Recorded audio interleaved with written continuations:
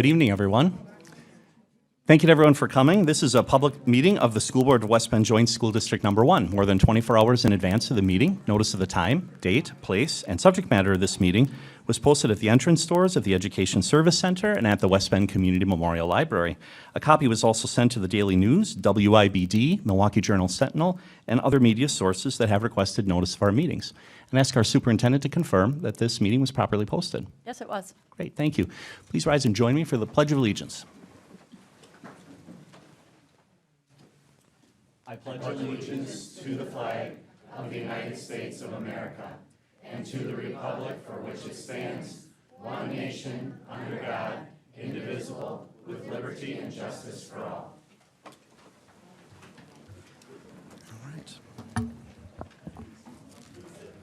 All right, thank you, everyone.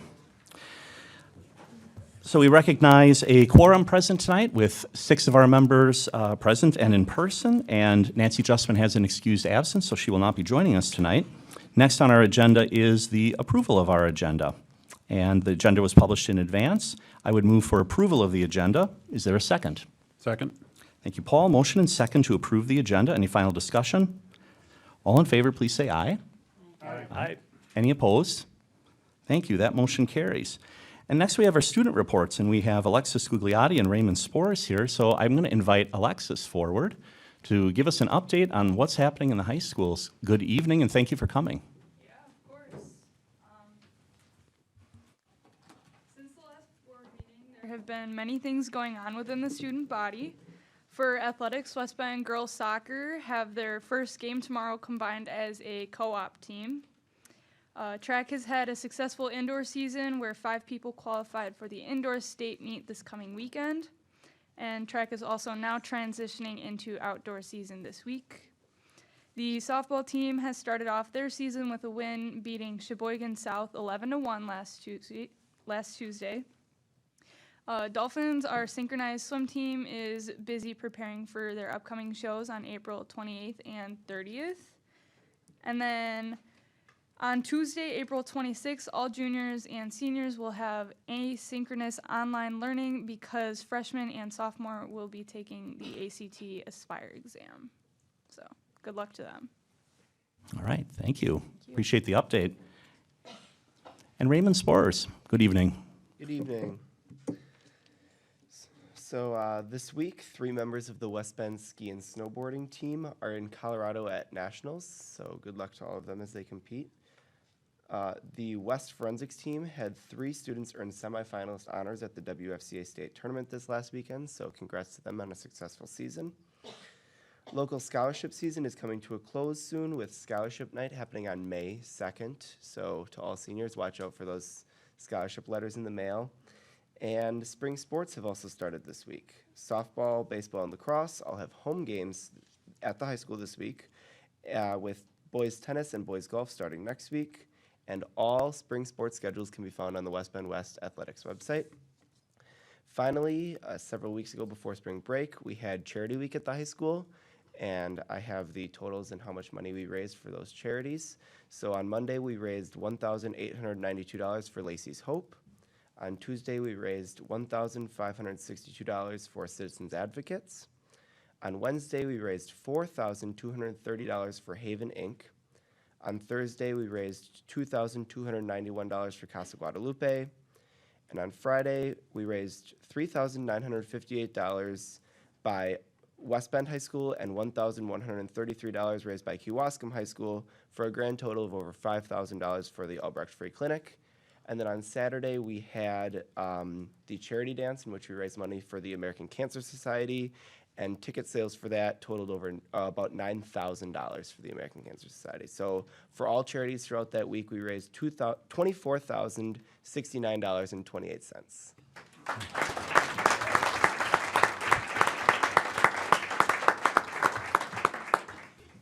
Thank you, Raymond. What a great way to end a speech. That was very, very positive, and congratulations and our thanks to everyone in the community, everyone who participated in these fundraisers. That is significant. Thank you very much.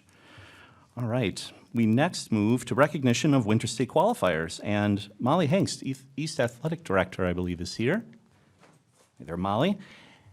We're going to start with some gymnastics, and we're also going to talk about bowling. I think we're starting with the East gymnastics team. We are. We're excited. I'm excited to be back again this evening to recognize some pretty cool milestones of some of our athletes.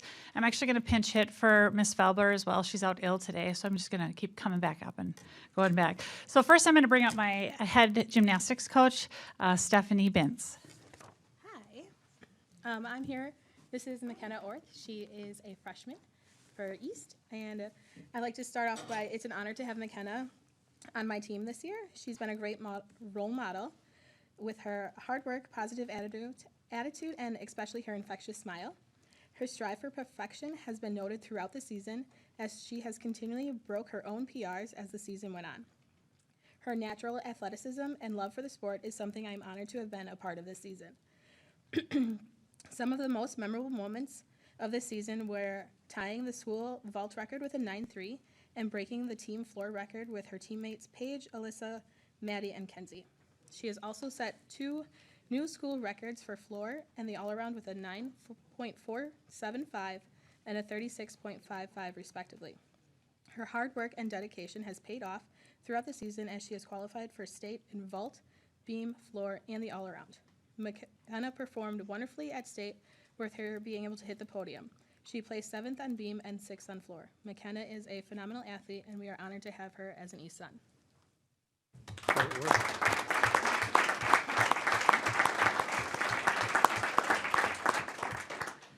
Now for the other side, on the west side for gymnastics, I'm going to bring up head coach Kim Rimmelard.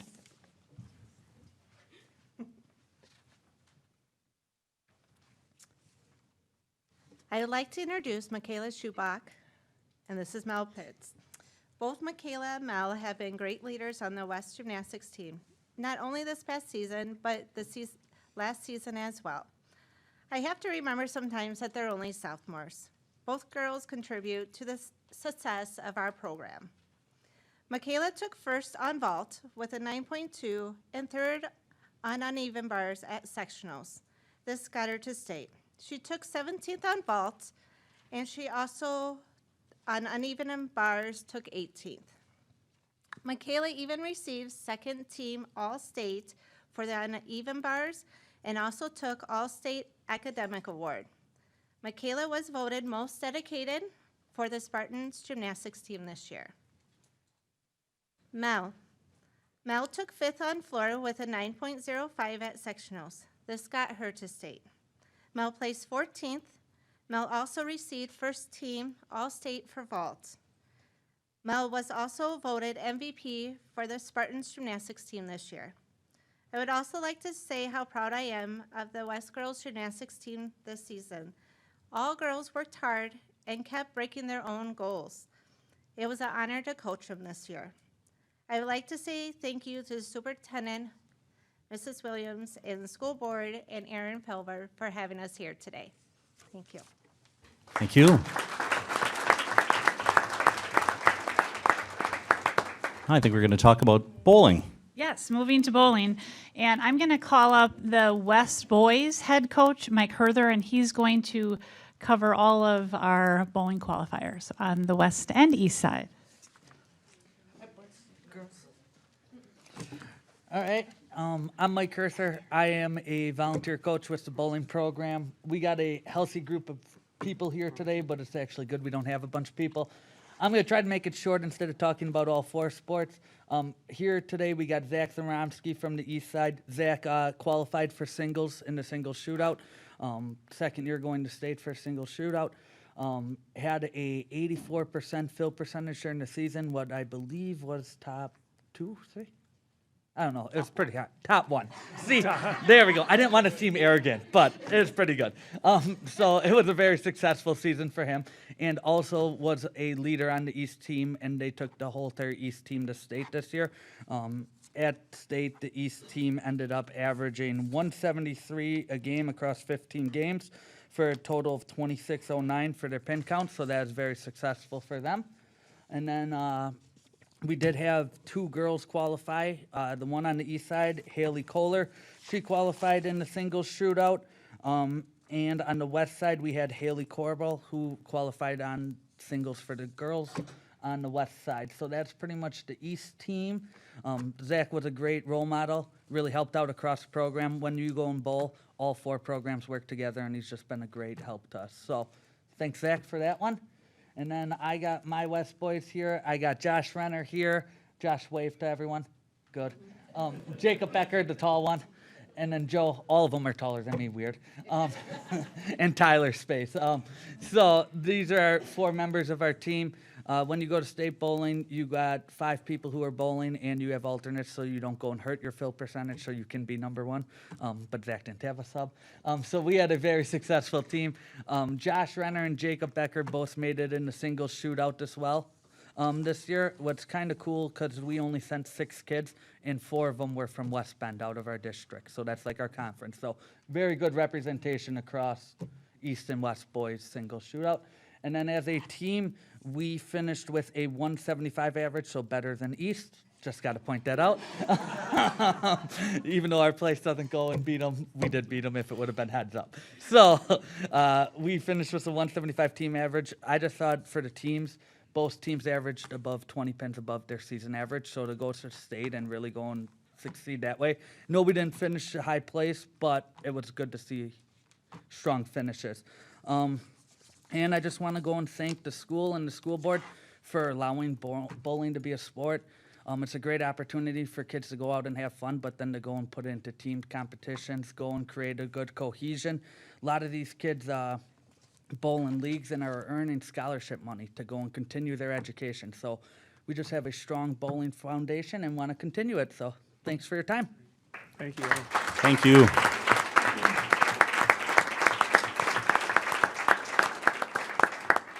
Thank you, everyone, for coming. It's always great to have guests from our athletics programs, and congratulations on all your successes. So I will pause because we're going to move on to the public participation portion of our agenda, but at the conclusion of our recognition section, this is the time I pause it. If anyone wishes to leave, they got a school night, that kind of thing, feel free to go ahead. We'll just pause for a moment while you take that opportunity. We'll be back in a minute. They're all going to do their homework and study.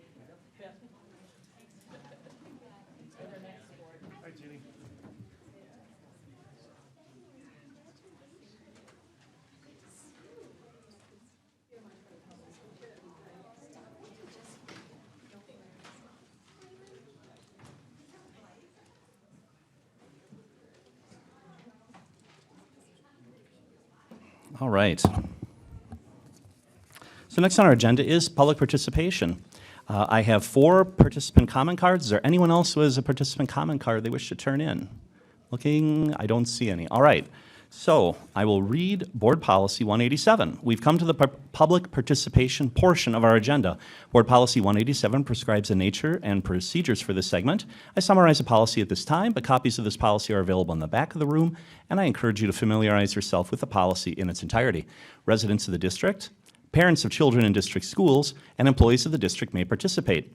Participants desiring to address the board should obtain and complete a participant comment card near the entry and turn it over to the president prior to the meeting or when allowed by the president. Participants may comment concerning an agenda item or a non-agenda item. Each participant will be called to the podium and given 3 minutes to speak. The participant must state his or her name in relation to the district. This information will appear in the minutes of the meeting. The board will not engage in debate concerning the remarks or take immediate action. The board may refer the matter to the superintendent, a committee, or take the remarks into consideration in future action. Board Policy 872 provides a formal process for citizen complaints, and Board Policy 520 provides a formal process for employee complaints. The board recommends use of these procedures as they guarantee a fair and timely response. So I will invite participants to speak. We have the visible timer up to help manage your time, and also I'll alert who's on deck, and also to help ensure that all participants are heard and the meeting runs efficiently, we ask that you please abstain from conversation, comment, or applause during or after the public participation comments. So I'll start by inviting forward our first speaker tonight, which is Mrs. Jenny Thompson. And on deck, we have Mr. Chris Thompson. All right, the 3 minutes are yours. Jenny Thompson, I'm a resident parent of the district. Tanya, it's nice to see you back. It's nice to always see your smiley face up here. So, just wanted to say that.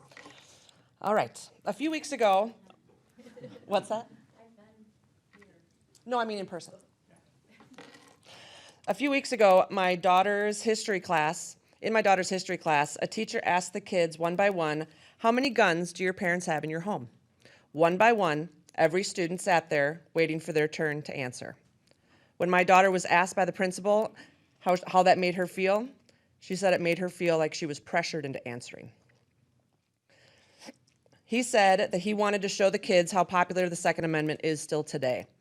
Well, with a quick Google search, he could have easily found these statistics, but instead he used his position, in my opinion, to pressure minors for private information. I wish I could say I was surprised that this happened, but I'm not. The same teacher has made headlines 2 other times for similar issues. He seems to not understand that politics do not belong in schools. What I'm angry about is that he was given a third chance to break not only multiple West Bend School District policies, but possible laws. Policy 333, parents' rights and student privacy, was broken. Policy 381, controversial issues, was broken. And administrative rule to 381, curriculum controversial issues, was also broken. Why do I feel like I know these policies better than that teacher? He also never listed this illegal survey on Canvas so I could opt my daughter out. I know because I actually read Canvas and expected the teacher to follow his own plans. He very possibly broke Wisconsin laws when asking minors how many guns their parents have in their homes. Wisconsin State Law 995.50, invasion of privacy. Wisconsin State Law 946.12, misconduct in public office. And with this, it carries a Class I felony. That is how serious this situation is. My husband and I reported this 2 weeks ago to the school and just got our first update today. We beg you to do something more than just a slap on the wrist. This teacher has proven time and time again that he will keep breaking school policies, and he should not get away with what he did. Who knows what he could do next? Thank you, Mrs. Thompson. We invite Mr. Thompson, Mr. Chris Thompson, to the podium, and next will be Mr. Bill Schultz. All right, Mr. Thompson, the 3 minutes are yours. Thank you very much. I first started attending school board meetings last August, and I recall several board members commented at the time that they wished we had this much participation from the community at every meeting. Several district residents, including me and my wife, took that as an encouragement and began showing up to every meeting to learn more about district activities and to stay on top of the issues. We regularly saw these other residents showing up week after week and would often chat and compare notes over our common concerns. As often happens under these circumstances, friendships were forged with one another through our shared experience. We collaborated on research and helped to support one another with our collective skills and talents. A couple of us even decided to throw their hat in the ring to run for school board. About a month ago, after a school board meeting had concluded, a sitting board member who only months ago had wished for more regular participation publicly scolded my wife without provocation, saying, quote, "You don't even know how the school board works. Why do you even come?" End quote. 2 weeks ago at a voter forum, a board member running for re-election referred to our group as a small but vocal segment of the community that was fueled by a national initiative aimed at sowing dissent and unrest at the local level. And just this last weekend, a contributing column in the local paper referred to us as dissidents, a term which, ironically, is defined as a person who opposes official policy, especially that of an authoritarian state. There could not be a more perfect illustration of just how out of touch this board and its supporters have become, and the contempt which they seem to have for concerned citizens pointing out where the problems are. Is it really more rational to entertain a fantasy that we are political extremists bent on sowing discord and unrest? There's no grand conspiracy here. We are parents, grandparents, students, and taxpayers united by a mutual concern over the direction we seem to be heading lately. And we're angry because we've realized that we've all been sold a bill of goods. When did dissent become a bad thing? When there is just cause for it. Our nation was forged by dissent, and our founders engineered a brilliant governing system for dealing with it in a way never before seen in human history. The Declaration of Independence says of its citizens, "But when a long train of abuses and usurpations, pursuing invariably the same object, evinces a design to reduce them under absolute despotism, it is their right, it is their duty to throw off such government and to provide new guards for their future security." Dissent is a healthy and necessary exercise for any system's survival. It demands ideas pass through the refining fire of sound reason, counter-argument, and criticism in order to emerge purified, fully formed, and unbreakable, or be cast down as fatally flawed. It is the essence behind the concept of iron sharpening iron, and a crucial component of the free market of ideas. And where free markets are allowed to flourish, the people are among the biggest beneficiaries. World War II hero General George Patton once said, "If everyone in the room is thinking," thank you. Thank you. Appreciate your presentation. We next invite Mr. Bill Schultz to the podium, and our final speaker will be Ms. Doris Sexton. Mr. Schultz, the next 3 minutes are yours. Thanks, Chris. I come before you tonight as a dad of a student in the district, a new taxpayer to this district, and a member of this community. And I have to say that I'm very appalled. I'm quickly becoming aware that administrators and people who hold places in authoritative positions, as well as the students, are allowed to do and say whatever they want without any discipline.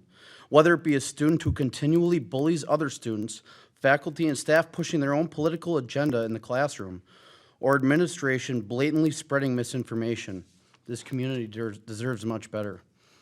I can only imagine that you are all sick and tired of hearing me speak at these school board meetings. I ask you to understand that I wouldn't feel so compelled to do so if I felt that my voice was actually being listened to.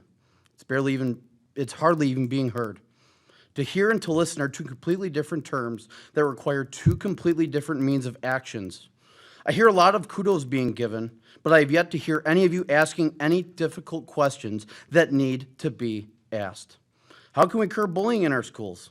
How can we make our schools a safer learning environment for the children? Perhaps the kudos encourage everyone to get along and vote together, referring to all the 7-0 and 6-1 votes. But giving kudos certainly isn't encouraging progress towards a better and safer school. After watching what has happened over the last few years, it's clear that this district needs a stronger team of leaders. This district has latched on to COVID tighter and longer than my 3-year-old with her favorite stuffed animal.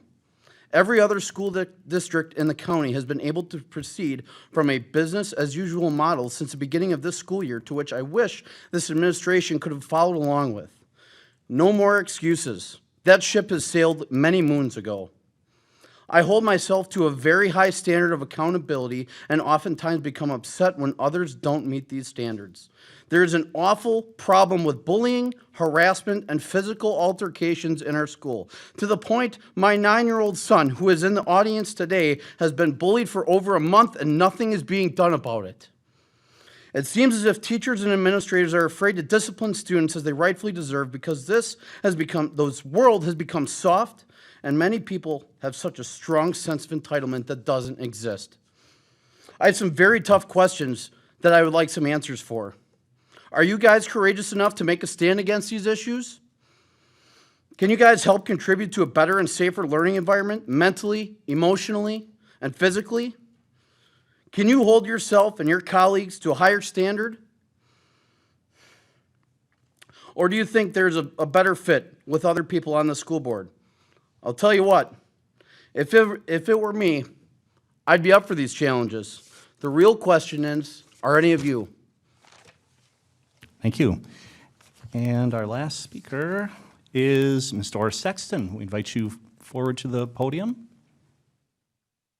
Well, I'll be giving you Thank you. back 2.5 minutes, because as I came in, one of my debaters, Ray, said, Sexton, don't forget that you have to fill out the little yellow card or they're not going to listen to you after a while.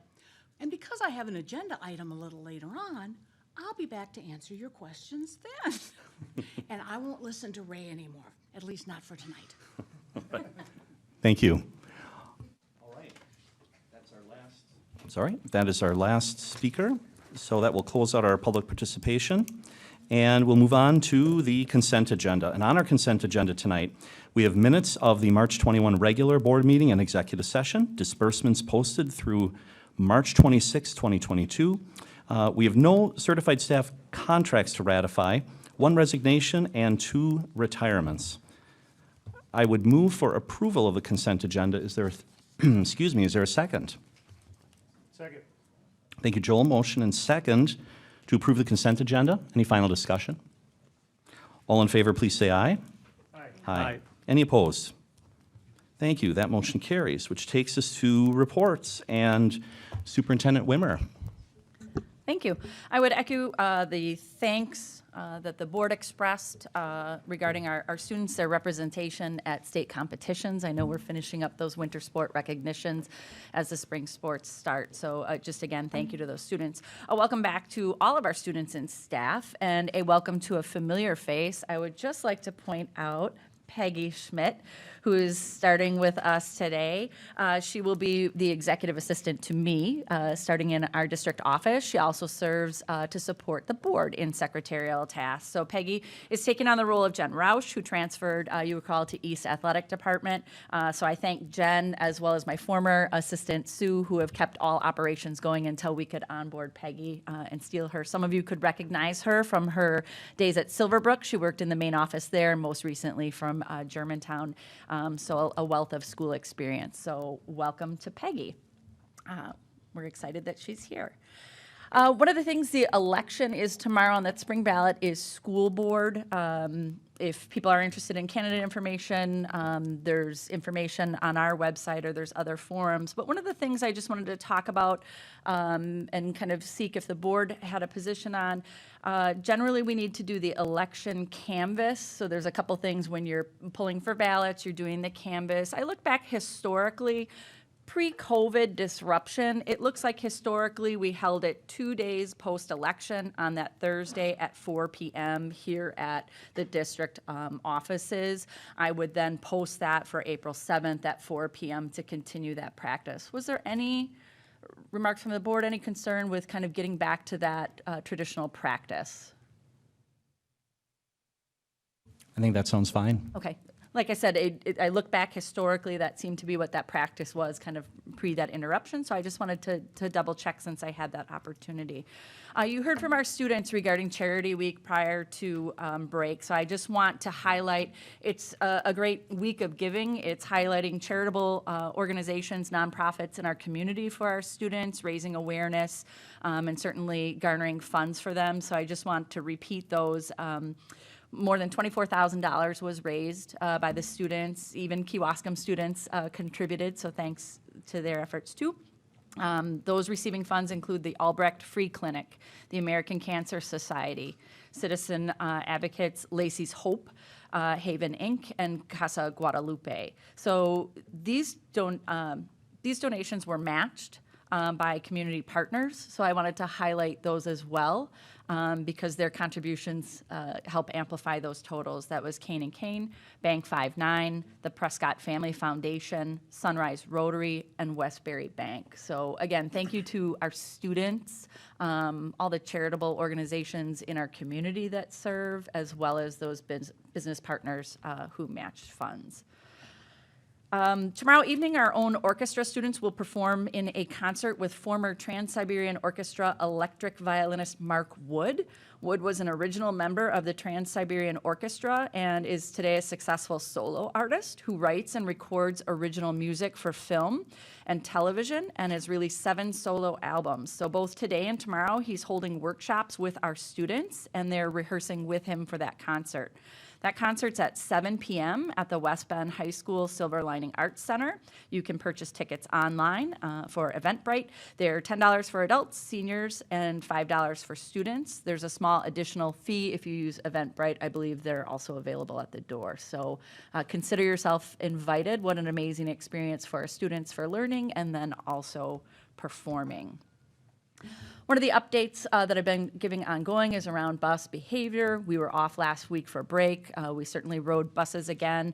We'll look at, that's really curbed incidences on the bus. We'll continue to monitor any kind of behavioral records. We'll keep riders where incidences are escalated, any referrals, but we'll look at phasing that out, then doing spot check riding, and then consistent reminders with students, kind of boarding those buses and monitoring that. I'll continue to report on that publicly as well as in our news for our families and community.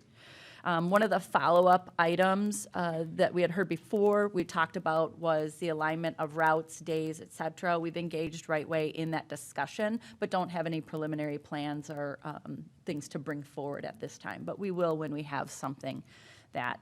And then certainly just want to address, we heard some concerns expressed at the podium regarding some pieces. I'll consider those as follow-up items. Anything that's a personnel nature would remain as personnel, but that will be followed up and brought forward as needed, as well as any student issues that seemed some ongoing concerns that will bring those forward with presentations and discussions as well. And when you say bring forward a student issue or a personnel issue, do you mean to the board? Not necessarily, so it depends on an investigation and how far those go, whether or not that they come to the board level. It's really determined by that. So it depends. So sometimes you see closed sessions around personnel or evaluation, which is a topic tonight, where we might be talking about pieces that have to do with personnel. Student discipline, if it's rising to the level of the board, that's generally an expulsion hearing, those pieces. That's when it would be closed. Other than that, we've been openly reporting on kind of some overview topics connected to student behavior and discipline, as well as those individual school reports where we dig in a little bit more. Certainly sounds like there's some lingering questions or some pieces regarding accountability that we need to weave into those presentations and answers for people, though. The reason I ask is because I've been on the board now for 5 years, and I've dealt with student issues, I've dealt with personnel issues, and they are always done in closed session.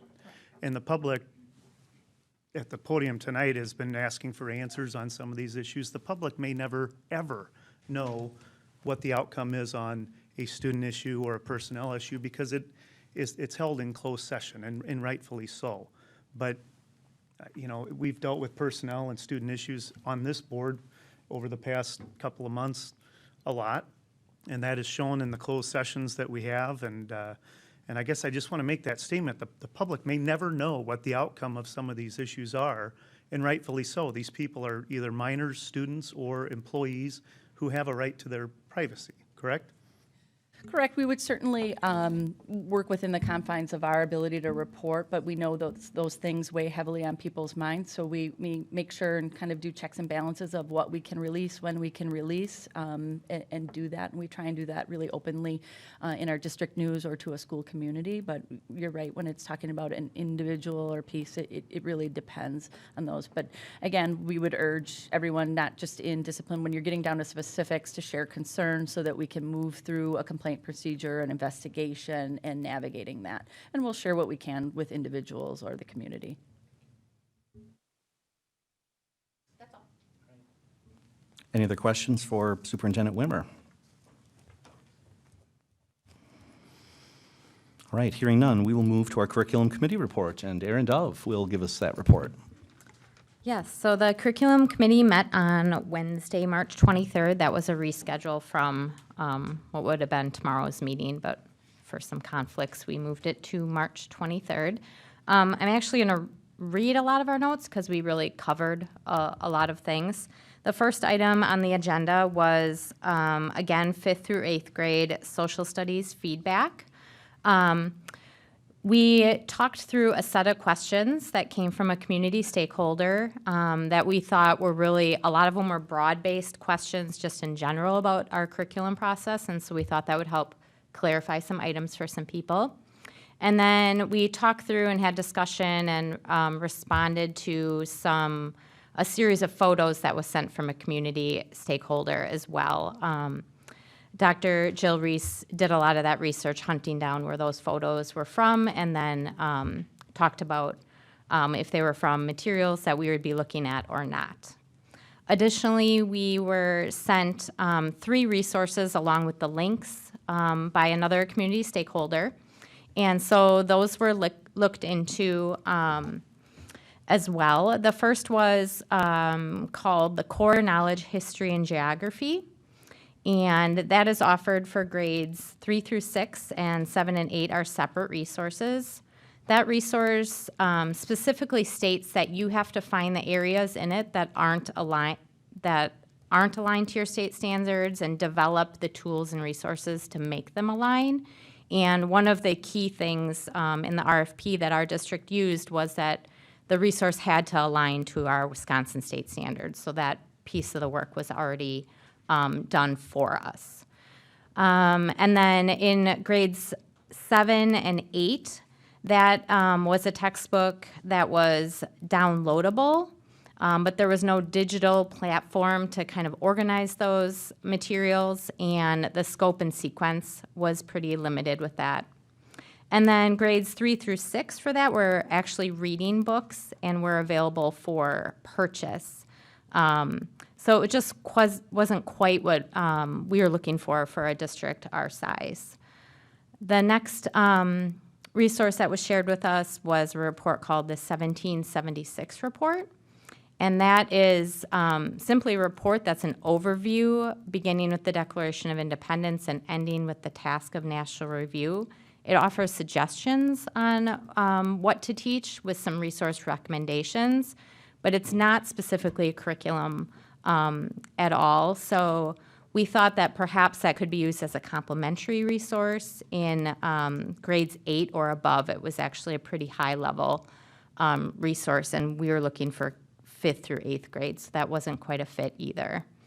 And then the third link that was shared with us was a character development program, and it's specifically around the Congressional Medal of Honor. Again, it wasn't a wide-scale curriculum and isn't vertically aligned throughout grades, but there were some interesting things in there that perhaps we could explore and use in a lesson kind of around Veterans Day. And then in our discussion at curriculum, we kind of highlighted where a lot of the feedback, community feedback, laid and what kind of modifications or what we could really fit in our community. And we are going to recommend that the Global Human Rights resource, which is actually not even fully developed yet, that we don't use that resource, as well as not teaching anything past 9/11. We all kind of agreed that we think history needs to marinate a little bit before we're teaching it. And then that we would not be purchasing the teacher research companion, and that the current events blog type resource that can be paired with this would not be available to our students either. So those were kind of the processes we worked through. And then we had some asks for our next meeting, and those are to obtain kind of a video link instruction on how to set up a lesson. There's a lot of information in each lesson, and we only have 45 minutes in a day for this. So we asked McGraw-Hill to give us kind of an example of what a lesson could look like, where teachers are picking from an approved resource if we want to use this engagement lesson, or kind of what fits with their class. So we asked for that, as well as a video on how to set up student learning levels. So what's really great about this resource is there's multiple reading levels available in there. And so you know, Chris and I can be learning the same thing, but Chris might have a higher vocabulary than I do. And so he can read it at his level and I can read it at mine, and we're getting the same information. So that's pretty exciting. So those are some of our asks that we're waiting for the next curriculum meeting, which I believe is April 27th. So that was a lot of information. And then the second item on the agenda was advanced placement textbook review process. And that was just kind of outlining the process that we will use to go through looking for new textbooks for specifically AP Environmental Science, AP Biology, AP Chemistry, and AP World History.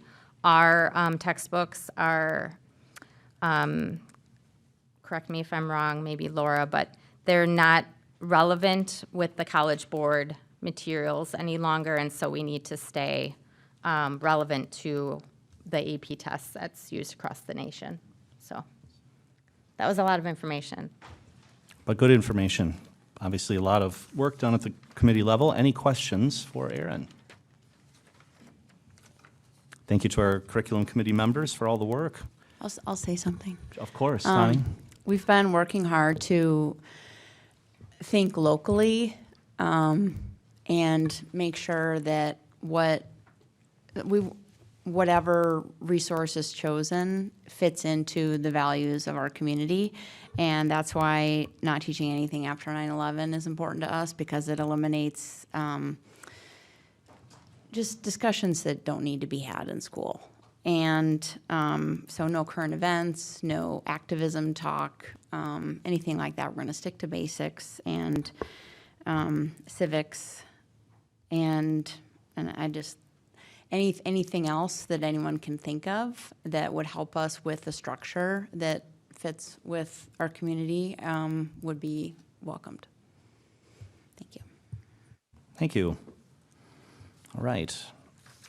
We move then to our discussion items, and we start with a discussion on financial defeasement. And I believe Superintendent Wimmer, you're going to introduce our guest presenter. Yeah, sorry, Mr. Stano can't be with us this evening, but I'd like to introduce Brian Brewer. He is with Baird, who is our financial partner. You've been seeing Brian for a long time, before multiple boards, and working on financial strategy with the district. So I'll let him speak to defeasement, which is a strategy that's been used, and its purpose. Thank you. Good evening. Good to see everyone. We have been discussing this for a number of years, and it's been in process. This tonight is an update on the long-term capital planning process, as well as the referendum debt management strategy.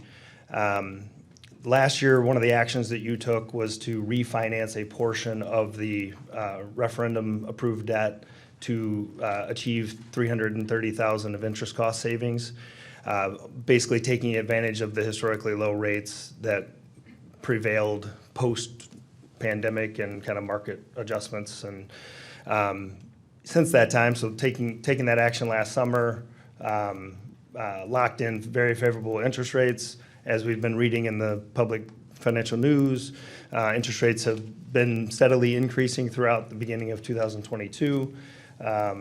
Normalizing really. I mean, we were in an abnormally low interest rate environment throughout the last 2 years or so. So with the inflation pressure, with the Federal Reserve talking about adjusting their rates higher and trying to kind of unwind what they've been doing really since the Great Recession, right? So the strategy that we're talking about tonight was implemented, initially by the boards that led up to the 2009 referendum and then the 2012, and really this is just a continuation of that debt management. Try to look for opportunities to reduce interest cost, pay down the debt quickly, and position the district such that you're in a much better financial position should the next investment in capital facilities arise. So with that, I provided a summary to walk you through kind of where you are today and potential board decisions coming up. So this first slide, again, just summarizes the strategy to pay off the debt quickly, refinance to lower interest rate, and reduce interest cost where possible. The district's outstanding interest cost is already very low because of active management of prior boards and this board. The district maintains a AA rating from Standard & Poor's, which is a third-party credit rating agency. By paying down the debt quicker, you're reducing interest costs on the long-term repayment, much like our personal budgets, right? Mortgages, car loans, what have you. The sooner we pay it off, the less total interest costs we'll pay. The 2009 referendum in particular took advantage of some of the ERA stimulus programming, subsidized bonding programs. So you were able to use that economic disruption in our history to, also achieve abnormally low interest cost related to capital investments in the district's facilities. So that has helped to minimize that interest cost and pay off the debt quicker within the budget and maintain a stable and declining total school mill rate. So fast forward to the last 5 years, the 9 communities that comprise the school district have grown significantly, adding $1.5 billion to the tax equalized property value, which is what the district levies a tax on and collects the taxes to pay for school operations, which is about a 30% growth during that 5 years. And during that time period, you're managing operating budget limitations within the revenue limit, reduced state aid, equalization aid coming to the district, and actively planning to pay down that debt to continue what's been set forth as the strategy. Achieving all of that while maintaining the total school mill rate at $7.97 per thousand, which relative to other K-12s on average across the state, that current number is $8.67. So true to form for West Bend Joint School District, you've always delivered a great education at a lower than state average cost from a tax metric. And some of that is the state limits on what's your operational budget. It means you have to actively have difficult discussions when each year you start out a budget planning process that shows its shortfall, right? And then you work throughout the next months leading up to it, balance that budget, and make those tough decisions, right? But that's part of what you do, month in and month out. So where we are today is we currently have some reserves in various funds. That's part of that long-term capital planning. One of those reserves is about $13.6 million in your referendum-approved debt fund. So planning to make a prepayment. That's what the defeasance concept is that we've been talking about. And so I'll get to that here in a second. But the summary of where you are post-2009 and post-2012 referendums is you had 20 years to pay that debt back. And with the planning throughout the rest of this year and the final payments throughout next year, you're on track for having provided for all of that referendum debt by the end of next fiscal year. So you would have paid off the 2009 debt in 14 years, and you would have paid off the 2012 debt in 11 years. So again, positioning, taking that low interest cost and using it to make it even better, such that you're going to be in a position to where you've been paying down that debt, and that'll give you more financial flexibility for what's next, right? So to put that visually, this chart shows the darker blue bars. This is a principal outstanding, so total amount of debt outstanding by year. So in 2010, that was the first implementation of the first portion of the 2009 referendum. Then the next portion was layered in 2011. Then the reason it steps down is you make your principal repayments, right? So little by little, you're paying that debt down. And then after the 2012 referendum was implemented, the first principal was due in 2014. So that's why you see the lighter blue stacking up to kind of basically 2014 and 2015, where your highest amounts outstanding related to those two referendum authorities. So fast forward throughout the years, little by little, you've been paying down debt within the regular structure, refinancing debt where possible, and levying for prepayment, which puts you in a position to where that red box is shaded the final few years of payments. You will have, through the end of next fiscal year, you will have provided for enough to pay off the remaining portions of the 2009 and the 2012 principal balance. And I put a marker there as to where the 20-year maximum term is, just for a reference, in 2030 and 2034. Okay? So Brian, just to make sure that I'm following this correctly, then what you're saying is we can't pay off the debt early, but by the end of 2023, we will have sufficient money saved up that we will essentially be free and clear that the remaining payments in 24 through 28 will come out of a savings account. Correct. So we're paying them off when it's eligible to be paid off. So partially, yes. Okay. So the. But we're not paying earlier than what we're allowed to. Yeah, correct. There's a redemption date in which you can pay off the prior bondholders that own the rest of those bars, right? Okay. So. Thank you. So yes, it's, it's kind of that, planning ahead, but being ready for when the time comes that you can do that. Any other questions on this page? Yeah, I just got one more point. So just doing the math, right? So you're showing a good, in Fund 39, we've already saved 13.6 million. You have in reserves 13.6 million. Yes. Some of it is savings, some of it is prior monies that were set aside for facilities, right? Or is that? Set aside for the provision of prepaying debt. Yeah. So I think this is fantastic news. You're talking, we're gonna have all our debt at least there by the end of next year. Correct. And if I'm just doing quick math from prior board meetings, it's right around, what, 4 million this year. We have 13 million sitting in savings. We're gonna have the rest saved by the end of next year. I'm just saying for the district has some financial challenges, but one is not debt. And if I just even say again, Slinger, 34 million in debt, Kewaskum, $29 million in debt, Germantown, $94 million in debt. I know we're paying a couple $1 million off each year out of our budget to try to pay down this debt. So I'm just maybe even stating, we do have some challenges, but I'm glad to see we're still at that AA rating and trending towards even having no debt in the next couple of years.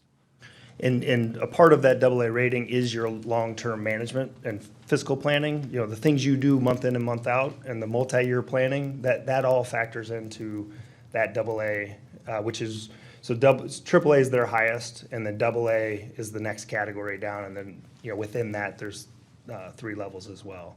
So yes, I guess is the short answer. It doesn't solve all problems, right? And you're still navigating a revenue limit authority that has 0 new per pupil dollars, and so that will continue to be an issue. But by thinking ahead and planning ahead, you're positioning yourself such that when those next financial issues arise, you are in a better position than had you stretched this out and just forgot about it, right? And didn't start to plan to prepay and save interest costs. And to the point about, so if there's no more questions on this, my next slide will give you another visual for, you had talked about other districts, right? Well, really, this slide is how much debt is outstanding related to the legal debt capacity of a school district. And I put this in perspective because, in our regular budgets, the 27 million or the 40 plus million that was the peak that was outstanding for the district sounds like a lot, right? But in relation to the amount of square footage that you manage and the property wealth within the communities, the 9 communities that you serve, your capacity is significantly higher than what you've utilized during that 2009 and 2012. So that also factors into that AA category, right? They look at socioeconomic factors and compare those district to district. The reality is where you stand on this chart within each district is really just a matter of their planning, their life cycle of their facilities, right? So, newer, faster growth districts in the last decade or 2 decades are probably a higher usage of capacity. You topped out in 2014 and 15 at about 11%, used about 11% of your capacity, right? And then little by little, you're back down to 4%, right? So there are some districts statewide that are at 50 and 60% of that capacity, primarily because, they haven't needed the investment in the facilities until recent years. And, when you go out and take it, borrow a loan to pay for those investments, you're going to look higher than state average, right? So if you put that in perspective, as of fiscal year and last year, statewide, it's about 14% or so is the average usage of capacity. And currently you're at 4 and soon to be 0, trending towards 0. So again, all of these types of metrics factor into that credit analysis that is discussed that arrives at that AA. Okay.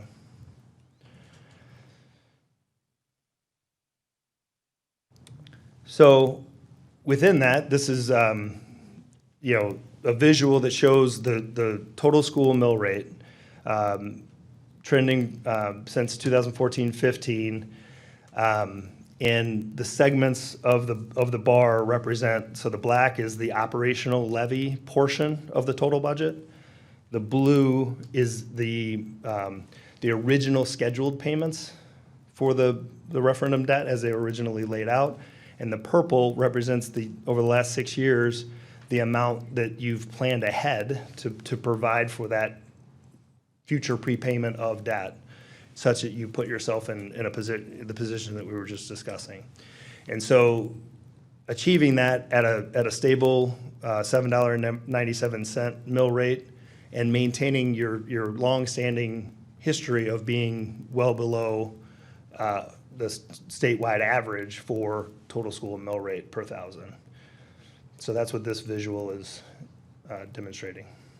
And I know Andy's not here. I just have to ask one more question, because I've been at least thankful for all the financial presentations the last couple months. And I know mill rate, I've received questions even from constituents. My taxes went up 20%. How did that happen? And taxes go to the city or the school district, right? So if the school district is keeping their mill rate flat, I mean, if a person's taxes went up at home, their home value would have increased. Is really the only way the tax would have went up on their personal income or their personal tax. Is that correct? Not only way, but so the first part is a good one, right? So our tax bills in Wisconsin are made up of multiple taxing jurisdictions, right? So looking at each line item, this board's purview is only the school tax levy portion, right? You can't control what the city or the townships do, right? Or the technical college, or there's a state line item on there as well. But the growth, so the mill rate is a per thousand of property value, right? So the levy has gone up during that time period because of some of the purple, right? Some of it planning ahead to prepay, but some of it's the reduction in state equalization aid. So the answer's partially it could be your property value went up. Part of it's your share of that levy has gone up, right? The additional levy over those 5 years. And some of it is periodically within the 9 communities, there's a reassessment of who's paying the school portion, right? So the school board sets their budget and the amount that needs to be collected across the 9 and gives a number to each of the 9. Then each of those municipalities then divide it among their property owners within their municipality. So during that process, the local assessor may or may not be at the fair market value, which is what you apportion your levy to each of the 9. So within that, there could be a shifting of who's paying what within the municipality. So that could factor in as well. Yeah, thank you for clarifying. And I'm just happy to be living in West Bend because of our taxes compared to where I grew up in Greendale. Again, when I compared my tax bill to my neighbor's tax bill that grew up right next door at a similar valued house, they paid $1,000 more in taxes than my West Bend home. So again, I just want information out there, and some of it is questions, some of it is comments. So thanks, Brian. I'll let you You're get welcome. back to your presentation. So this next slide is really an overview of the defeasance. So you had asked the question, we're saving up to be able to prepay at a certain point, and we're at that stage where you can make a payment on a portion of the debt And the estimated savings is, on that portion of the debt, is $1,170,000 in today's dollars. So you're taking about $9 million of that and making a prepayment on that to pay off that loan. And by doing that, you're avoiding the remaining years of interest, and that's where that $1,170,000 would come from. And so from a timing standpoint, the discussion is, one of your board decisions coming up in the next meeting. This timeline is designed for that action to happen at the May 9th meeting. But,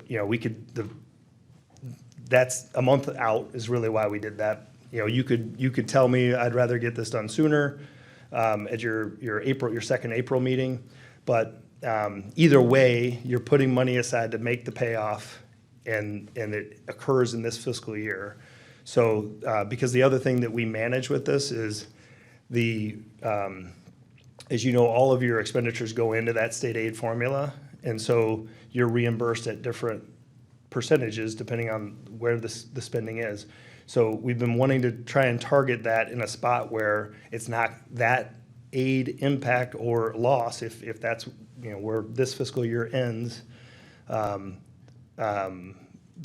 won't push the 797 higher next year, right? So we're trying to make decisions the year prior, the current year, and then how that affects future years, such that we're delivering a consistent result to taxpayers in the district. So with this provision, what you would be doing is you'd be authorizing Andy to work with a bank to set up an escrow account, deposit the money in the escrow account. They would invest it in a U.S. Treasury, and then make the final payoff on April 1 of 2023. So there would be a resolution that would be before you at that upcoming board meeting to take that action. Any questions on that one? So I think, just to recap, part of that long-term strategy, the recommendation is to certainly utilize this as a financial strategy. You're seeking from the board, you're making that as a recommendation to continue that strategy into this year and pay off that debt. And then you're seeking just their thoughts about that. And then also some discussion regarding timeline, because you're saying timeline-wise, when they're comfortable what questions they need answered, they could bring that back as a potential action item. And you're saying that they could go as early as April or into May to bring that for action before the board. And it comes in the form of a resolution, so. Correct. Yeah. Brian, just with regard to this plan, can you talk about what are downsides to the district? What are risks? I mean, what would be, why would a board decide not to do this? Because it looks pretty straightforward, but please tell us about risks or downsides to the district. I mean, you have been saving up the funds to do this, right? So it's just a matter of when do you do this, right? And that's what the multi-year planning is suggesting, that, or why we're making the recommendation that this fiscal year is the year to do that. For this portion, is that we're within that prepayment period, and even if you're aided at your tertiary level on these dollars, next year's budget, you can adjust other levies to continue to deliver, at or better than what you've been delivering at that $7.97. So, the savings is the savings, right? So the action is going to save over $1 million of future interest costs. So you're avoiding that, right? So there's really not a negative. And when we talked about the refinancing, it was, well, what if rates go lower, right? That was one of the pitfalls of, here that's not really, it's really when are you using that reserve to make that prepayment to avoid that future interest cost, right? So that's really why we're bringing it to you this spring for action at some point before June 30. And to Ms. Wimmer's point, we can adjust timeline according to your information and your, desire to move forward, and then bring it back for that action item. Like you said, we've been saving for this day, and it's not too often that we get an opportunity to, save the taxpayer $1 million. But I think to be clear too, and in Andy's absence, Superintendent, please correct me, but, we've talked about a $2 million shortfall looking into next year's budget.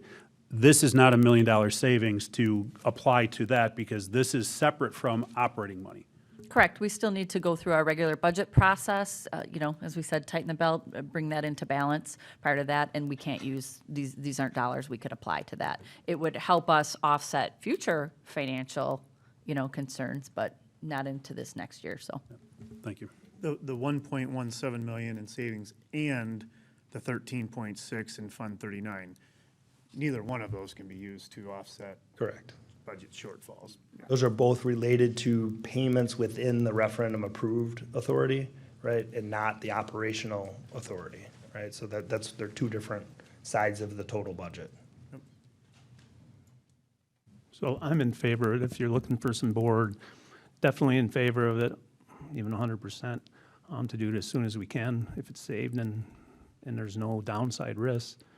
I would say just to qualify the slide back, just having probably $1.1 million or 1.1 million square feet under our roofs, if you count all our grade schools, our 2 middle schools, and our big high school. I think I know the answer to that we don't have a valuation on our school district property per se, or maybe that's a question. Do we have a assessment on our school district property like we do at home, like with your home? So in your audit process, you have a net assets, that is tracked that way, but it's not the same as our individual property, right? It's for accounting purposes and the useful life and depreciation of those facilities over time.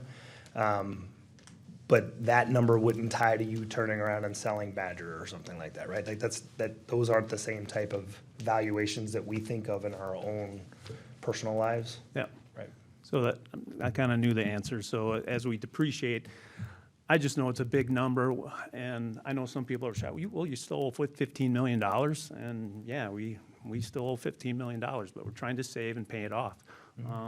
But you can say, we have some newer middle schools, we have some older grade schools, we got an older high school, we got to solve all these challenges. But you're talking about whole district property and schools that are north of you could put a number on it and evaluate north of 250 million, 500 million. That's just Kurt putting a number on it. So these are big numbers. But as far as being in good financial shape to solve them, yes, we have a budget deficit. We've started talks on staff. We did that last board meeting, but we're in at least good financial debt status to go into these challenging years ahead of us. So I just want to, again, thank you for sharing some of those, and I'm in favor of making this payment, writing it up and making this payment. I think too, it's, a lot of information.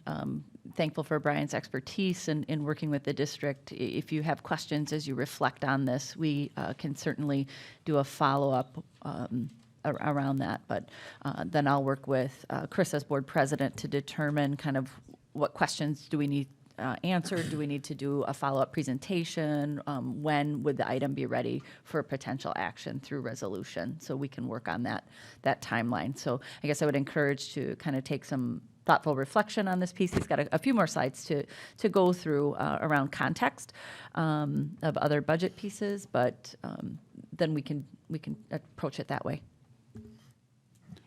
So Brian, one other question. Assuming we move forward with this, and then looking at the rest of the portfolio going out through 28, how much closer do you see retiring everything? I guess what's the last call date that we would be able to take advantage of? Yeah, so it depends on cost benefit, right? I mean, because the last piece that's out there is what you refinance to 0.9%. I mean, so it's continuing to figure out, are you better off keeping that in a reserve earning, or are you better off prepaying that? And what does that look like within next biennial budget, right? So that's all part of the factor. Every 2 years, we get a new set of school finance rules to navigate. So I don't have a great answer for you right this second, but that's part of the planning process. Good perspective. I was just talking with somebody today about, again, the home mortgage example, and, you know, I refied 2 years ago at 2.25%. Why on earth would I pay that down? Now I'm put it in the market, and, you know, once things overseas get stabilized again, if I can earn 6, 7, 8% on that, then, you know, I'm ahead in the game, and if we can earn more off the T-bills, same thing. Right. So, thank you. So the last couple slides, I'll go through these quickly. This has been a robust discussion. Hopefully this is what you were looking to learn and hear tonight. Some other long-term capital. So what we've been talking about is the referendum, managing the 09 and 2012 authorities and paying that debt down. The other planning concepts that were born, you know, a decade, 2 decades ago, that you have carried forward as this board, have been trying to plan ahead and set dollars aside where you can, given the budget constraints that you're facing, right? And you're not alone, right? This is school districts all across the state have similar challenges with the revenue limit and the per pupil or the lack of a per pupil increase.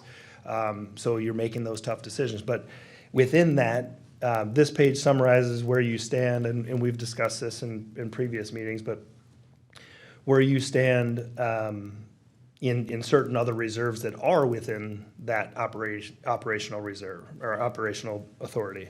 So Fund 41, you have currently, as of, I believe this was fiscal 21, year end was 2.8 million set aside for capital projects in Fund 41.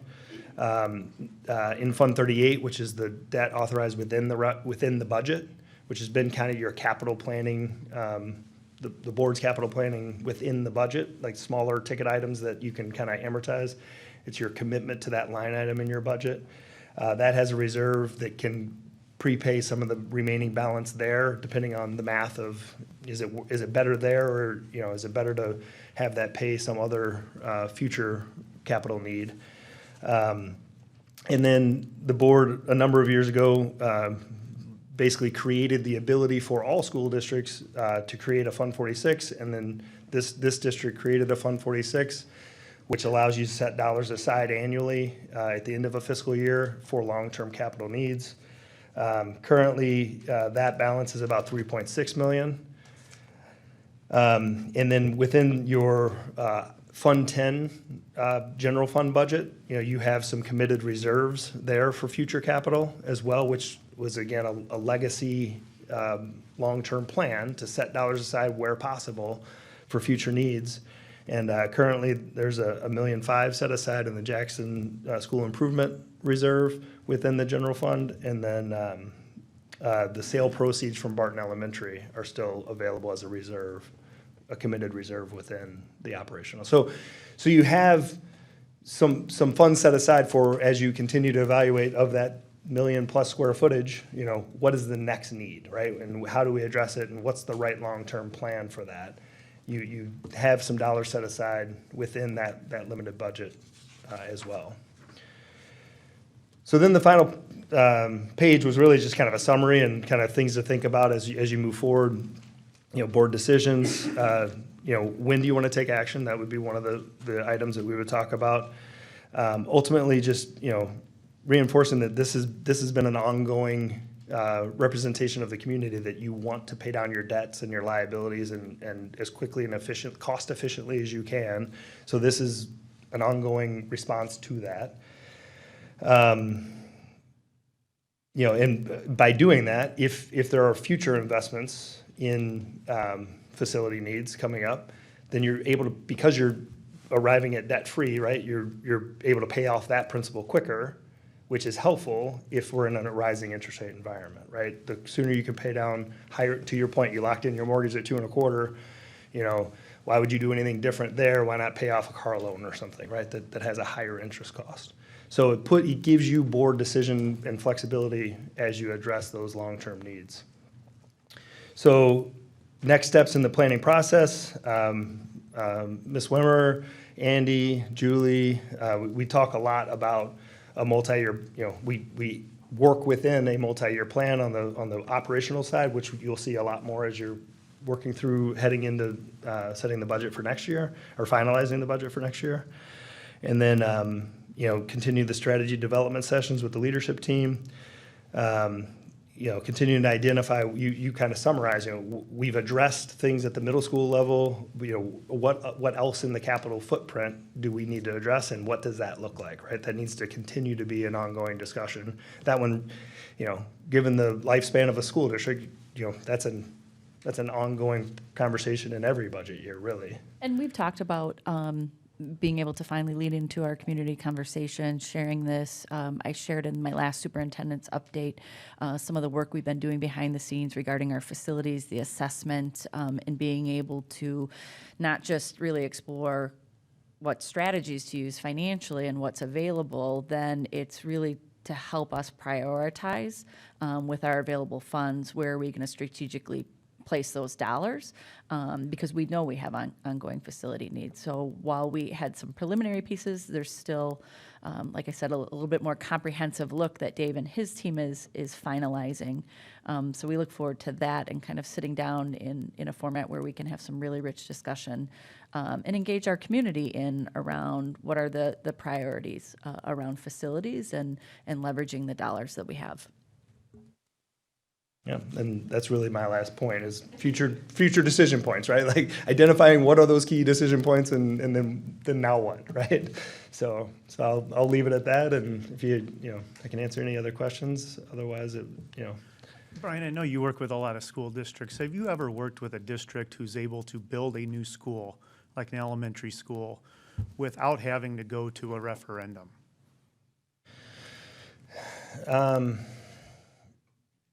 Not in the last couple of decades. It's been within revenue limits, which started in '93.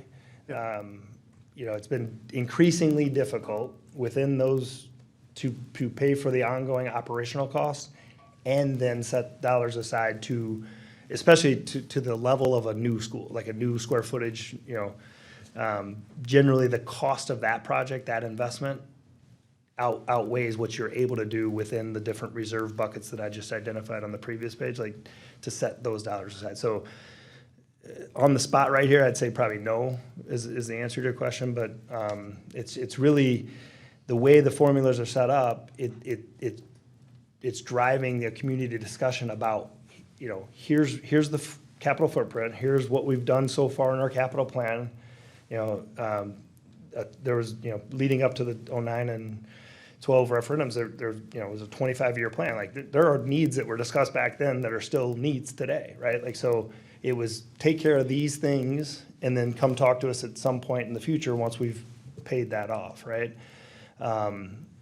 And that's really the structure that districts across the state operate under, right? That it's, we'll do what we can within the budget. We'll take whatever those reserves are to offset the costs. If it's enough, great. We don't need a referendum. We don't need to ask for community, usage of those funds because they're within that operational budget and savings.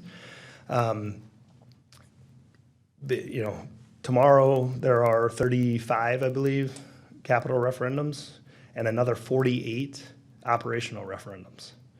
So meaning the operational is seeking to increase the revenue limit on a per pupil basis to fund operations. Many of those are renewals of, something that was approved 3 years ago or 5 years ago, right? So the reason I bring that part up is that if you're only coming and asking about the capital, you're probably in a much better position than districts that are not only needing to ask for within the operational budget and also capital, right? How many are asking for operational referendums? 48. 48, so we got 400, 10% of Or- school districts. Yeah, so there's, yeah, and there's more in November, right, that are planning on, because their multi-year planning is saying, if there's no new per pupil, the budget as it currently exists doesn't work. So we'll continue to cut and, adjust programs. And then, but before we do too drastic, we want to at least, poll the community and say, what do you want us to do, right? And that's really kind of how that process is laid out. talking just on capital projects, similar question. Can a school district build a new elementary school, $25, $30 million school, without having to raise taxes? I mean, it kind of depends on their planning process, right? You know, generally, the only way that will happen is if you're paying off prior debt that's already within your tax structure. Like we are. Yes, yeah, right. You would be, depending I'm on the used to scope paying- of what that is, you would be an example of where that potentially could happen, right? I'm used to paying $800 a month for my car. Next month, I'll have it paid off, but that same month, I'm gonna go buy a new car that's also, I'm taking on new debt. I've paid off this debt, but taking on new debt. I'm gonna get a new car. I'm gonna continue paying $800 a month, but I've taken on new debt. That's really the only way it can happen, where we don't raise taxes. We're used to paying what we're paying, and we're paying that off, and now we're taking on new, and we continue paying what we're paying. Yeah, so again, it's reallocating the budget, right? You're not, you're waiting till the end of a payment, right? And a prior investment, and then you're saying, is there anything else? Because what is in there is if you don't have any other needs, it will go down. Sure. You know, that Oh, budget, absolutely. that 800 will go down, right? But at some point in the coming years, if there are those needs that you're choosing not to, then you're gonna go back up at that point, right? So it's really multi-year planning, which is what we've been talking about, what you do every year, right? Yep. So, and trying to figure out what is the most necessary investments, what does that look like, how much have we saved up to offset that cost, and then what's left, right? And then the answer comes, you know, does it fit within what's in your current existing tax structure or not, right? All right, thank you. So Brian, I've got a multi-part question out of curiosity that kind of goes beyond the immediate issue here. So your personal involvement when you're consulting districts on strategies like this, when a district says, yes, we are going to go forward with a referendum and it passes, do you stay involved with that process, or is your work kind of finished and now it goes into the actual construction phase and you go into the background? So are we talking debt or operational or both? I mean, Let's say it's a debt issue for, again, a new school. yeah. So generally the answer is yes on either one of them, right? Because we're working with the district on that multi-year planning. So even if it's an operational pass or fail, we're helping to figure out, okay, what are your options, right? Okay. But then if it's capital in particular, like the prior 09 and 12, after approval, and actually months prior to a referendum and approval, our company Baird works on structuring what the hypothetical borrowing and repayment looks like. And then we're estimating what that total interest cost is, such that when you're doing your surveys and your brochures, you're able to kind of give a picture of, here's what we think it looks like. And then obviously the goal is to try and meet or beat those estimates, and pay off the debt quicker, right? Right. So yes, to answer your question, we typically assist the district with the financing, how to borrow it and pay it back. And structure it within the existing tax structure, right? Try to be, interest cost efficient and state aid efficient. That raises the funds for our project account that then goes and pays architects or contractors. Okay, so here's where I'm heading with this. Part of me is obviously disappointed that we didn't do something a couple of years ago when the rates were where they were, especially looking at what we're heading into now. But, and I'm going to use Nina as an example, and I'm curious what you're seeing elsewhere. Nina's doing a $115 million new high school, and I heard 2 weeks ago they're about $15 million over budget because of supply issues and increasing costs and so forth. So yeah, you might get a better interest rate, but you're still not able to stay inside those estimates because of other economic factors that are driving your prices up. I'm assuming Nina's not unique in that. The other districts that are doing capital building projects are seeing similar types of challenges? Yeah, I mean, depending on where they are in the planning process, right? So contractors and architects generally put contingency amounts in there for future inflation because they know a project that's approved in April of '22 isn't completed until '23 or '24, depending on what it is. So some of it's already built in. Some of it is, you know, supply chain that, you know, wasn't anticipated, right? You know, depending on where they started. But some of it is what the plan looks like, right? Like, so the board and Dave and, you know, there's a lot of people that will be talking about what is the plan, and then, you know, you only get what is authorized, right? So, Right. you know, their scope may have gone beyond the 115, right? But then they have to figure out how to fit that within the 115, right? So, you know, there's planning and design discussions that have to happen. You know, you can only estimate high enough, you know, to try and give a picture of where we are, plus what we think the inflation factor would be on contracts and materials and labor, right? Yeah, and when that was structured, who foresaw where it was going, and, you know, usual 25% contingency, well, maybe they needed to go 30 or 40. Yeah, so I don't know the specifics of Nina in particular, if it's all inflation or that, but, you know, that's what would happen, though, is they have to then say, okay, the community approved this for this list of projects. You know, what do we get done, what can we get done with what was authorized? Because you can't go beyond that amount. Right. And I guess my point personally is, as disappointed as I am that we didn't do something, given what's happened since 2019 with COVID and enrollment numbers and so forth, yeah, we might have saved a few points on interest, but would we run into other things? And we're in a very different world right now, and, you know, we'll see 2 years down the road, whatever the time frame is, what our project scope looks like and where interest rates are. But, you know, I'm glad we didn't get into a situation now, looking back, where we'd potentially be, you know, having to either try to shoehorn this in or go back and ask for additional monies because things happened outside of our control.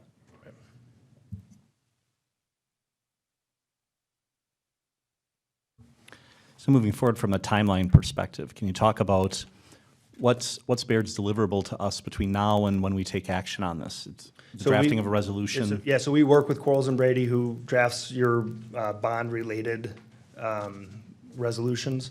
And so we would work with them on what the, you know, the structure is, what maturities are being prepaid, and it'll come in the form of I think it's like a 2-page resolution that basically says, whereas, you know, we've been setting dollars aside for this future prepayment, we're directing Andy and Ms. Wimmer to, you know, take action to affect this. And, you know, we pick a settlement date, you know, so this would be what we did here was May 23rd, but that's just you know, we picked an arbitrary date in the future. And that would be the date at which you would transfer funds from your debt service account into that account for the prepayment of the debt.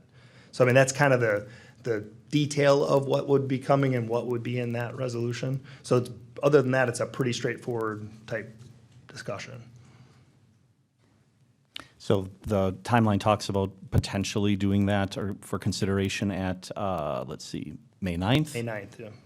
If we, and I'm not sure what the other board members are thinking, but let's say we said, why wait on this? Let's just move forward with it. Is that enough time for you and for the attorneys to work on the resolution? Because if that's a Yeah. time crunch, we should know. Yeah, I mean, it is a little tight because, you know, what is that, the 18th would be the April meeting, I believe, 2 weeks out? Is that right? Yeah. So, but yes, we can do that for the 18th. The only procedure or operational type concept that may happen in those 2 dates is the outcome of tomorrow. You know, the 18th, I don't know that that's the night the new board is being seated, correct? Or, yeah, so that would be, right? So then you would be asking them to act on that first night if there is change. So that would be one potential reason to, let's let the dust settle and, you know, go to May 9th. But it's really, you know, it's your preference. Again, that tightness and that potential shift, so it's feasible for us to put this as a discussion item again in April to pick up any lingering questions, re-educate if there were any new board members, Yes. and then continue on a path for May potential action. Yes. Okay. Yep. Great, thank you. Go ahead. Is there any financial benefit to drive it on a more aggressive schedule like that? No, because last year with the refinancing, that mattered because rates keep changing every minute, right? Every day, every week. Here, it's when do you close on that escrow that's gonna hold the funds? And then you'll invest for that short period of time in a US Treasury. But right now, the short end of the US Treasury yield curve has been the one that's moved the highest, the fastest. And in this regard, you want it to be higher because you're gaining some investment return. So that helps that $1,170,000 estimate. So short answer is no. That there's not really a kind of a pressure of getting it done sooner rather than later. Okay, thanks. Great, so we're not technically taking action on this, but just as a matter of board feedback, are there generally objections to the timeline as it's been laid out? Okay, consider that our feedback. So we'll see this as a discussion item on our next agenda. Great. Great. Well, thank you very much. Sorry I took so much time of the meeting, but it's good news. It's great news for the taxpayers and positions the district for your long-range planning, so. It's all right, thank you. Important topic. No apologies necessary. Thank you. Have a good evening. You as well. Our next item then of discussion is forensics debate, out-of-state competitions, and Ms. Laura Jackson will be addressing this topic. There it is. Good evening. Good evening. So you have heard about our athletic teams that are going to state. These ladies and gentlemen represent our forensics and our debate teams. And some of our students have qualified for national competition. And so before you see the request to allow our students to travel out of state with Ms. Sexton, with Ms. Schumacher, and John, I forgot your last name. Knesker, thank you, who's one of our forensics volunteers and judges that we frequently works with our students at their competitions. And so one of those competitions is in Washington, D.C., and that is over Memorial Day weekend. And the other competition is in Louisville, Kentucky. And I would like to invite the team up to share a little bit about the trip to Washington, D.C. and that particular national competition, as well as the national competition that occurs in Louisville. And with some of our students qualifying, we're seeking permission from the board to allow them to participate. So who would like to share about the Washington, D.C.? I always defer To the old person. We always defer to Doris in all things. Well, I don't believe that, but okay. I would be, sorry, trust me, Mike is nothing I need. We have gone to our qualifying tournaments earlier. The debate tournaments were in January on the 22nd and the 29th, and the forensic ones were last month. So we have a trip planned, or hopefully a trip planned, to Washington, D.C. over Memorial Day. There will be approximately 3,000 student competitors at that point in time. The tournament in June lasts the week of the 12th through that Friday. And we're anticipating about 6,000 competitors to duke it out with for hopefully really big trophies that take up lots of space in the van on the way back. I don't know exactly when you got our proposal or have had a chance to look it over yet, but I'm willing to take a crack at any questions that you might have about it.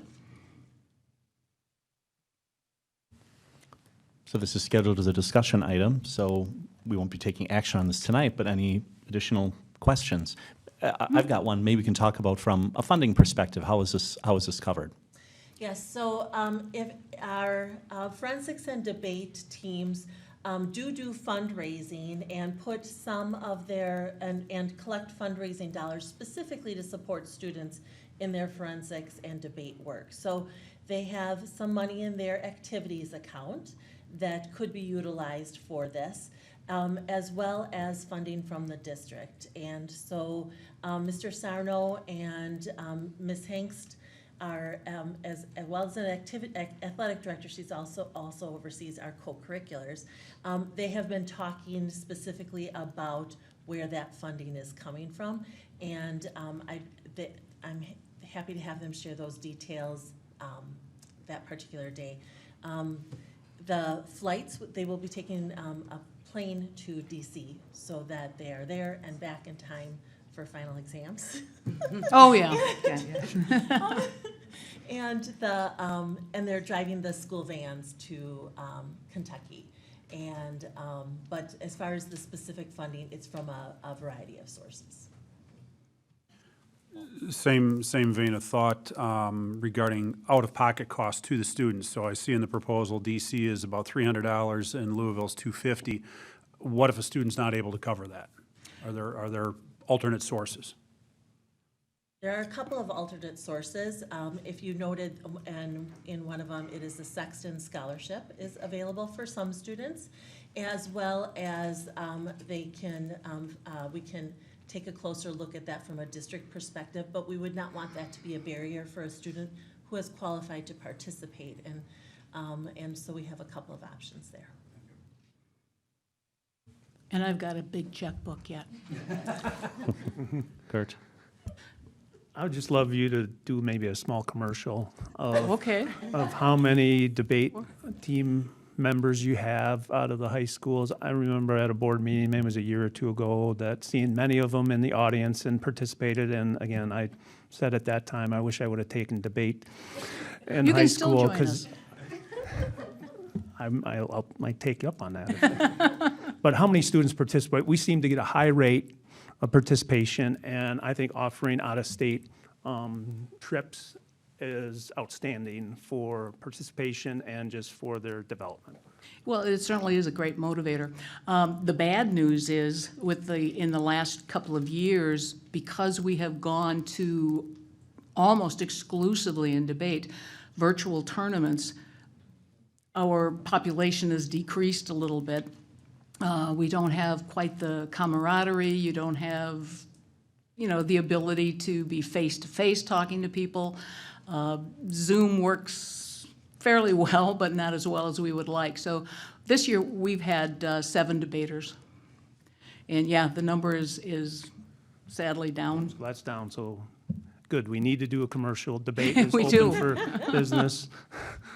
Let's increase by double next year. That would be, I'm ready for that. Any other questions? All right, since this is a discussion item, we'll see this on our next agenda, correct? Very good. Thank you for coming tonight. Thank you for your presentation. If you've got other questions, I've got an email. Shoot them to me. Thank you very much. Thank you. That concludes our last discussion item. We'll move to action items, and Ms. Jackson will walk us through our single action item, which is the Human Growth and Development Advisory Committee. Yes, so we spoke about this at our previous board meetings, last one, and then some others prior to that. And at our last board meeting, we talked about the participation and the statutory requirements around having no group except for parents exceeding 25%. The application was live, and we had several people respond and complete the application. You have before you a list of individuals that, remember I told you that we would do the verification of addresses, and if they said they're a parent in the district, we're going to make sure they're a parent. And so you have a list of individuals before you. We did have one person who actually works with our students on the human growth and development curriculum that's not actually able to be there. And so I sought her feedback ahead of time, and then I'll share progress along the way with her. But she comes into our schools and does the human growth and development lessons with our 4th and 5th grade female students. And we also have a healthcare provider who comes into our schools and does the 4th and 5th grade lessons with our male students. So not able to participate, but certainly able to provide some guidance in what they see going forward. And so the group will discuss that, but you have before you a list of people who desire to participate. Everybody who signed up to participate would be eligible and would also keep us within the guidelines of the statute. So we'd have community members, we have staff members, and we have parents on there. We have healthcare members. There are a couple of staff members that said that they would like to participate as a staff member, and I did not also list them as parents, but they are also parents in the district. So we have 4 total staff members on the list that would be on the advisory committee, and each of them is a parent of at least one, but more children in the district.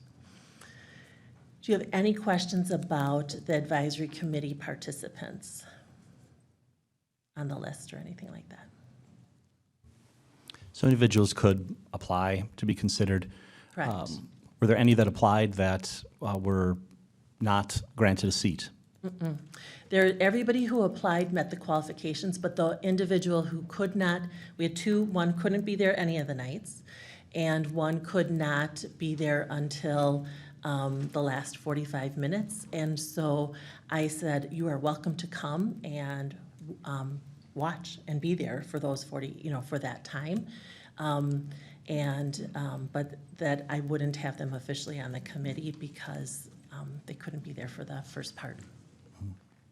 Is this committee going to be video recorded or streamed for the We were community not to planning view? to stream it. Okay. However, it would be open to the public.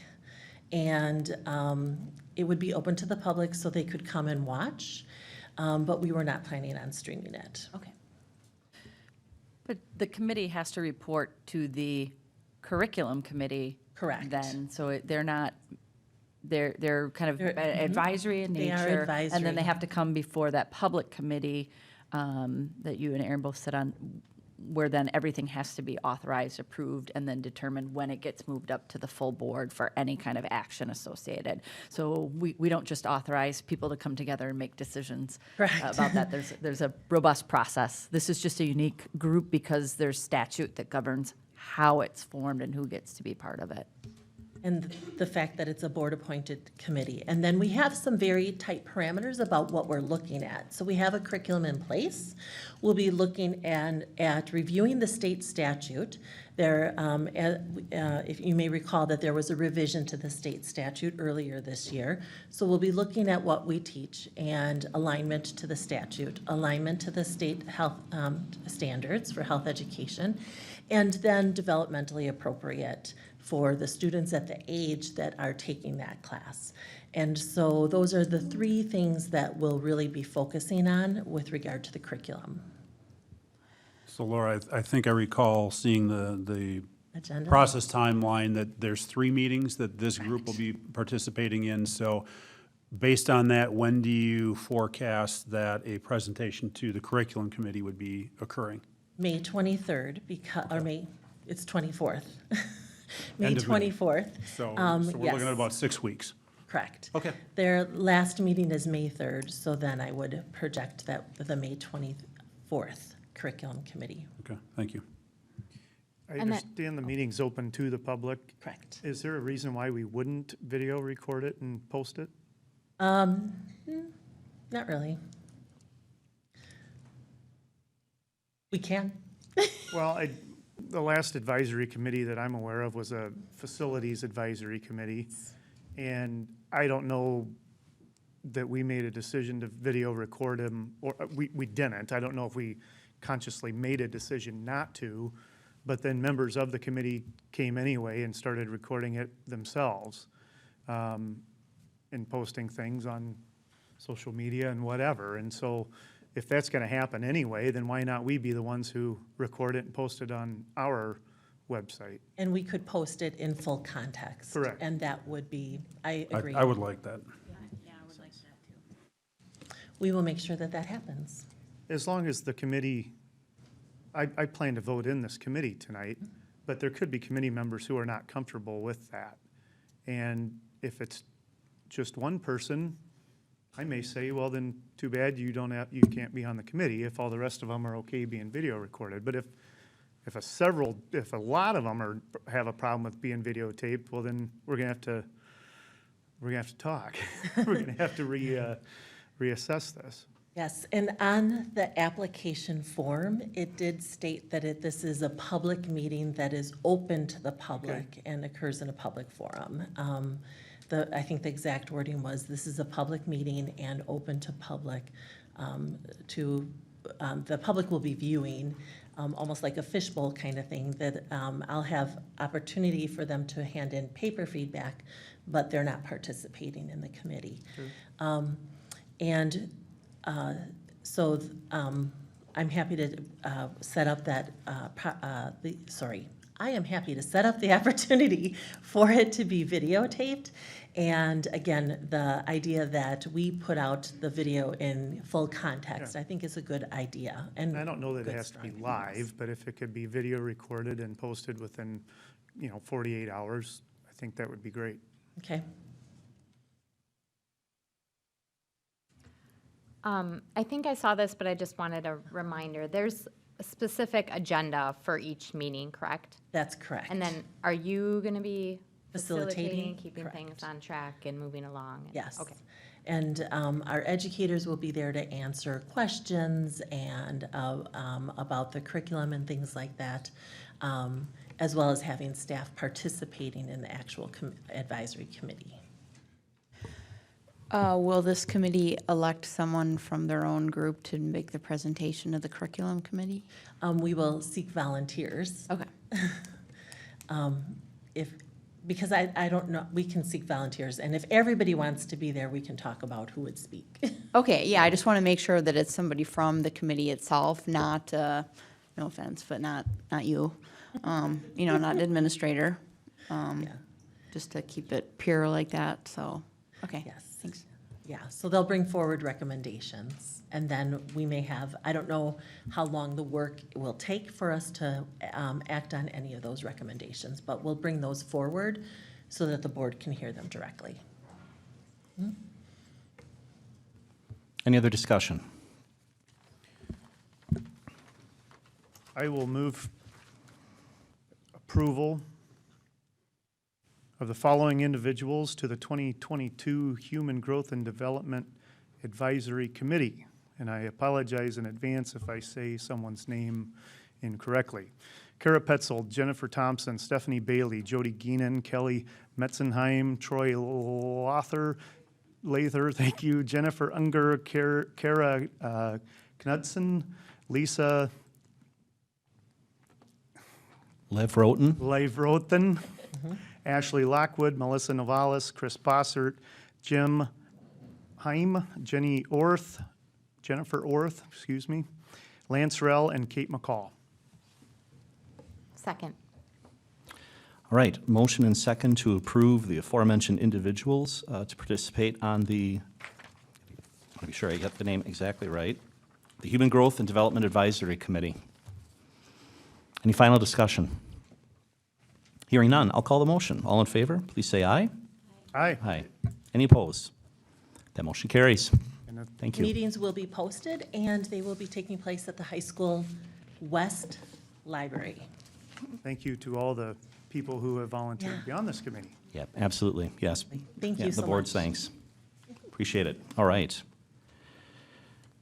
So we're on to future agenda items and the board meeting calendar, which I will pull up because we have a number of meetings scheduled. One moment, there we go. So our policy committee will meet at 4 p.m. at the Education Service Center, scheduled on the following dates: April 13th, May 2nd, May 5th, and May 12th. Our curriculum committee is scheduled to meet on May 3rd. Also, Correct you there. you certainly can. I think May 3rd got moved to April 27th. All right, we'll scratch that. April 27th will be the curriculum committee meeting, also here at the Education Service Center at 8 a.m.? Yes. Great. And then our board will meet for its regular meetings at 5:30 p.m. at the Education Service Center as usual on April 18 and May 9 and May 23. So lots of meetings scheduled. Certainly the public should look for those. Any of those meetings will be posted as in normal fashion. I know the curriculum committee likes to meet at 8 a.m. Maybe at the end of May, when this group is presenting to that committee, if there's any chance to have that committee meet in an evening, just to allow individuals who might want to present.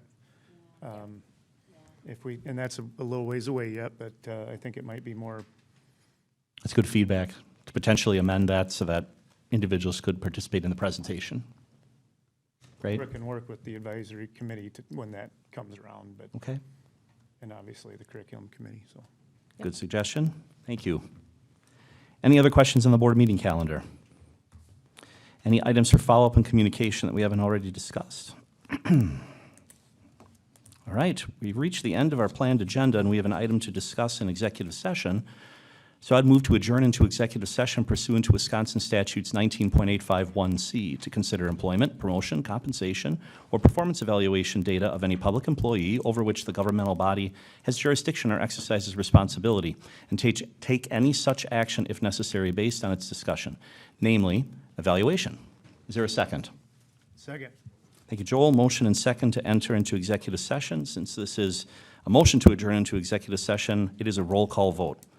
So we'll call the vote. Mr. Ongert? Yes. Mr. Fisher? Yes.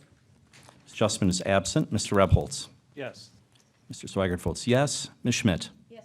And Ms. Dove? Yes. That motion carries. We are adjourned into executive session. Thank you to everyone who joined us tonight. Yeah, we'll go upstairs and you bring your computer. All of us?